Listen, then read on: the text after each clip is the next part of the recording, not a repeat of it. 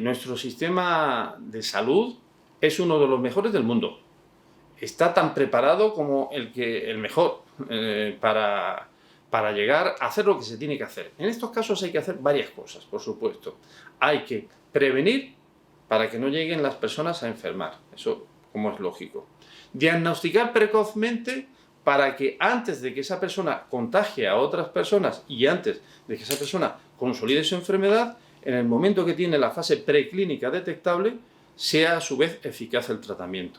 Y luego, cuando ya está establecida la enfermedad, tratarlo de la forma más correcta, con mecanismos de hidratación, con mecanismos de tratamiento antivírico, que además ha demostrado tener una capacidad y una efectividad muy clara.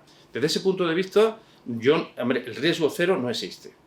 Eso es así, pero desde luego estamos en un sistema totalmente capacitado para afrontar ese reto. La pena es otro tipo de países, desgraciadamente, que no están tan cualificados para ello y que yo creo que tenemos también una responsabilidad moral para que esto no se transmita con el objeto de que no llegue a países en los que no tendrían capacidad real para poder afrontar el tratamiento y a su vez interrumpir la cadena de transmisión en esos países.